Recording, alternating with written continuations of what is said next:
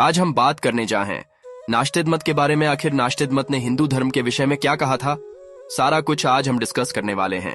Play उससे पहले अगर अभी तक आपने मेरे वीडियो को लाइक नहीं किया है तो कर दीजिएगा, और अगर इस अपने चैनल को सब्सक्राइब नहीं किया है तो जरूर कर दीजिएगा। दोस्तों, उसने अपने किसी प्रवचन में कहा था कि धर्म के साथ पर अधर्म का व्यापार तेजी से फैल रहा है। धर्म तो आंतरिक यात्रा थी, लेकिन अब संगठन बन गया। धर्म कहाँ है? धर्म के सिक्के ही धर्म बनकर चल रहे हैं। छोटे सिक्के ही विश्वास मानते हैं, असली सिक्के तो आंख जाते हैं। विश्वास की उन्हें आवश्यकता ही नहीं, विवेक जहां को नहीं है वही विश्वास मांगा जाता है। विवेक की हत्या ही तो विश्वास है। लेकिन न तो अंधे मानने को राज्य वो अंधे हैं, और न ही तो विश्वासी ये मानते हैं कि वो अविश्वासी हैं। अंधों ने और अंधों के से इसको नहीं मिलकर जो भी षड्यंत्र किया है, उसने करीब करीब धर्म की जड़ की काट दी है। धर्म की साख है और अधर्म का पार है। खैर, हम तो ओशो की बात नहीं मानते, क्योंकि यह वर्तमान दौर में व्यावहारिक नहीं मानी जा सकती है। दुनिया में पिछले सैकड़ों वर्षों से धर्म युद्ध चल रहा है। धर्म के नाम पर लोग एक दूसरे को खत्म करने में लगे हैं। धर्म का मन तो कोई नहीं समझता बचता। अब ऐसे लोगों की संख्या ज्यादा है जो खुद के धर्म को सत्य का मार्ग बनाकर दूसरे धर्म की आलोचना करने से नहीं चूकते हैं। दरअसल धर्म अब धर्म नहीं, बल्कि अब सांप्रदायिक अपराधी और आतंकवादी संगठन बन गए हैं। ऐसे में सवाल कहीं उठते हैं और जवाब कहीं से भी नहीं मिलते हैं। लेकिन हम यदि संगठित धर्मों की ही बात करें, किस धर्म के संबंध में क्या भविष्यवाणी कही गई है, या जानना भी आवश्यक है।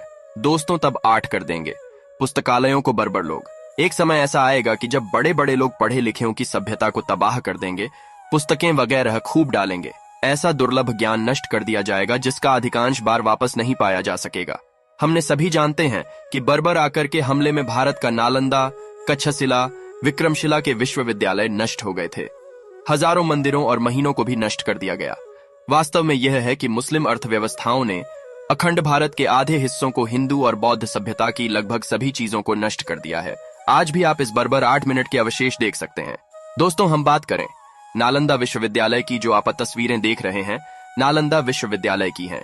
इसके विषय में न सिर्फ ने कहा था कि कुछ समय बाद जो अनपढ़ लोग हैं वो पढ़े लिखेों की चीजों को खत्म कर देंगे, उसी का उदाहरण है ये। न द विश्वविद्यालयन मस्ते टॉमस ने अपनी भविष्यवाणी की किताब संचरण में लिखा है कि सागरों के नाम वाला धर्म चांद पर रहने वालों के मुकाबले तेजी से पनपेगा, उसे भयभीत कर देंगे। एक था ऐसे घायल 2 लोग। चांद पर आधारित धर्म एक ही है। इस्लाम और दुनिया में जितने भी सागर है, उनमें से सिर्फ हिंद महासागर के नाम पर एक ही धर्म है जिसे हिंदू धर्म कहते हैं। आगे की वाक्य की व्याख्या करना कठिन है, लेकिन ना से ना उसने अपनी और भी वहीं से में हिंदू धर्म के उत्थान की बात कही है। लाल के खिलाफ लाल एकजुट होंगे, लेकिन साजिश और धोखे को नाकाम कर दिया जाएगा। पूरब प्रवाहिता अपने देश को छोड़कर आएगा, पार करता हुआ इटली के पहाड़ों और फ्रांस को देखेगा। वह वायु, जल और बर्फ से ऊपर जाकर सभी अपने दंड का प्रहार करेगा। संजीदती की बारी इस वाणी में नाचता समझ लिखते है कि बंद आके एक पूरा तांत्रिक उन्माद को देखेंगे। ईश्वरीय खानदानों वस्त्र उतारने की चेष्टा करेंगे। तब भीड़ के जुनून धारा मंदिर पर भरपूर और कब्जे की वह सजा देगा। इसकी व्याख्या करते हैं दोस्तों। यदि आप भविष्यवाणी दोस्तों 1990 में हमें कहा देखने को मिली थी, आप समझ सकते हैं जब बाबरी मस्जिद और राम मंदिर का विवाद हुआ था। अभी हाल ही में राम मंदिर का फैसला आया। दोस्तों, 1990 में बाबरी मस्जिद को गिराकर वहां पर हिंदू द्वारा जबरन कब्जा कर लिया गया था। इसके बाद तत्कालीन मुख्यमंत्री मुलायम सिंह यादव ने हिंदुओं को बलपूर्वक वहां से खदेड़ने के आदेश दिए थे। इसके चलते सैकड़ों का कत्लेआम कर दिया गया था। कई हिंदू इस दमन चक्र के चलते सरयू नदी में कूद गए थे, जिससे चलते उनकी जान भी चली गई थी। यह भयानक मंजर आज भी लोगों के जहन में ताजा है। आधिकारिक आंकड़ों के मुताबिक 15 लोग मारे गए थे, जबकि विश्व हिंदू परिषद का कहना था कि 50 से ज्यादा लोग मारे गए थे। विश्व हिंदू परिषद और भाजपा के तत्कालीन मुख्यमंत्री मुलायम सिंह यादव का नाम मौलाना मुलायम रख दिया गया था। इसके बाद जो भी हुआ वह सभी जानते हैं। यदि यह हत्याएं नहीं होती तो संभवतः बाबरी विध्वंस भी नहीं होता।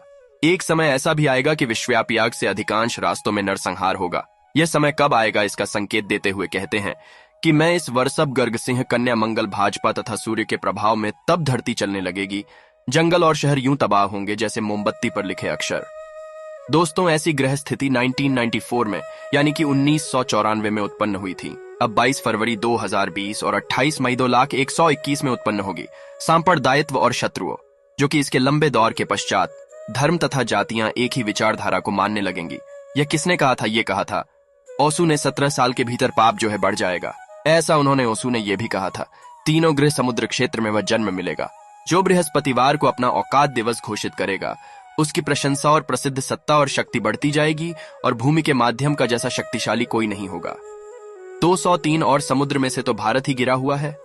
भारत में गुरुवार एक ऐसा त्योहार है जिसे सभी धर्म के लोग समान रूप से मानते हैं।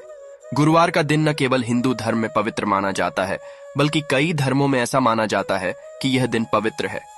भारत में वैसे तो कई प्रसिद्ध नदियां हैं, गंगा, यमुना, सरस्वती, गोदावरी, नर्मदादी, और भारत को कई नदियों का देश भी कहा जाता है। लेकिन दोस्तों, भारत में पंजाब प्रांत ऐसा है जहां 5 नदियां बहती हैं। दोस्तों, उसमें इसके विषय में भी कहा गया था कि वहां एक राजा उत्पन्न होगा जो कि पूरे भारत पर राज करेगा। सीगिरी पूरी दुनिया का मुखिया होगा, महान साइलेंट, जिसे पहले सभी प्यार करेंगे, बाद में आप भयंकर और भयभीत करने वाला होगा। उसकी ख्याति आसमान चूमेगी, वह विजेता के रूप में सम्मान पाएगा। उक्त भविष्यवाणी से लगता है कि वह महापुरुष का नाम सह से शुरू होगा। वरण, यश, शरण जैसे नाम तो भारत में ही होते हैं, लेकिन सारा नाम तो जरूर अजीब है। नशरी समझ ने अंग्रेजी में उसे CHEYREN लिखा है। इस दौरान LS नाम से एक और व्यक्ति होगा जिसकी बर्बरता के बारे में लिखा गया है। उसका हाथ अंततः खूनी LF तक पहुंच जाएगा। समुद्री रास्ते से वह भागने में भी नाकाम होगा। दोनों दिनों के बीच से न उसे जो है घेर ले, उससे घोर युद्ध होगा और उससे किए गए कामों के लिए उसको सजा मिलेगी। और दोस्तों, इस्लाम धर्म के विषय में भी वहीं से मारी की गई है।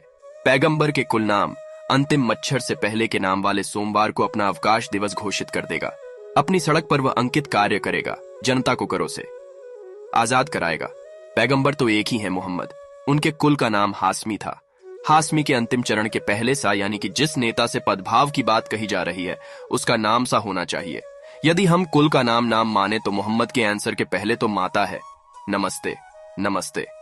यह भविष्यवाणी अभी हुई नहीं है। ऐसा हम मान के चलते हैं कि उन्होंने जो भी भविष्यवाणी की थी वह अभी तो कारगर होती नहीं दिख रही है, लेकिन भविष्य में जरूर दिखेगी।